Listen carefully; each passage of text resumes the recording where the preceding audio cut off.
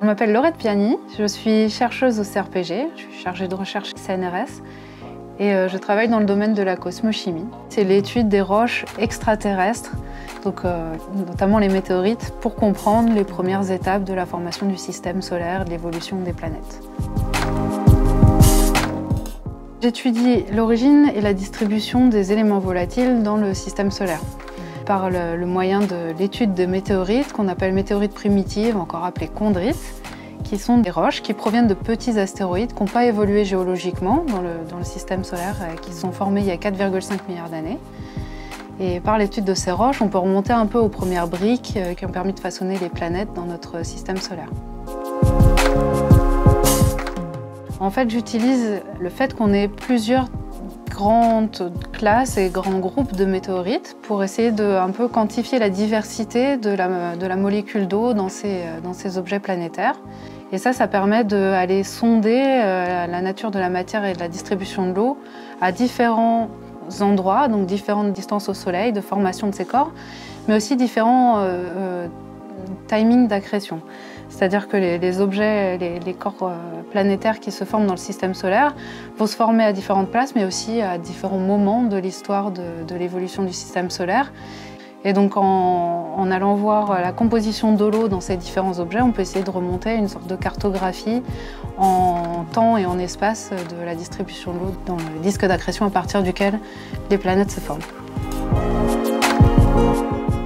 Je travaille beaucoup donc à partir des météorites, mais pour faire ces analyses de météorites sur deux plateformes analytiques du CRPG, la plateforme sonde ionique et puis la plateforme isotope stable.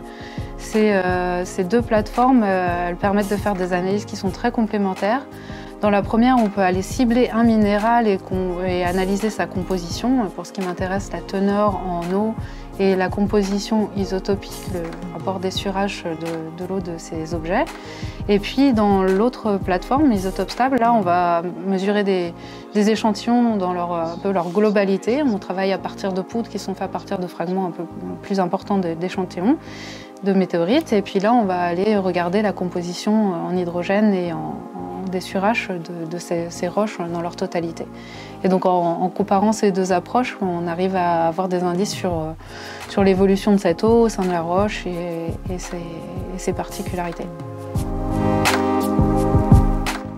Dans le futur, je voudrais m'intéresser à des objets un petit peu différents qui sont alors des objets plus petits, plus rares.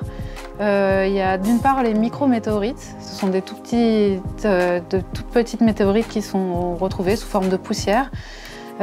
Dans ces micrométéorites, on voit que certaines ressemblent à des météorites qu'on connaît déjà, qui sont de plus gros échantillons, mais il y en a certaines qui semblent montrer vraiment des particularités uniques, qui donc nous montrent que probablement elles viennent d'autres corps parents, d'autres astéroïdes, et peut-être qui sont formés plus loin dans le système solaire que les chondrites les météorites qu'on a actuellement analysées. Et puis, dans cette perspective aussi, je suis impliquée dans deux missions spatiales de retour d'échantillons. La mission Hayabusa 2, qui est une mission de la JAXA, qui a ramené en décembre 2020 5 grammes d'échantillons d'un astéroïde et qui sont en cours d'étude, surtout au Japon pour l'instant, mais donc je suis impliquée dans les groupes d'études qui analysent ces échantillons au Japon pour l'instant. Et dans le futur, on devrait avoir aussi des échantillons pour faire des analyses isotopiques de l'eau au CRPG dans ces objets. Et l'autre mission, c'est la mission OSIRIS-REx, qui est une mission de la NASA, qui aussi échantillonne un astéroïde, où là on espère avoir un petit peu plus d'échantillons. Et là, on est en train de préparer déjà les analyses qu'on fera lorsque ces échantillons reviendront, normalement en août 2023.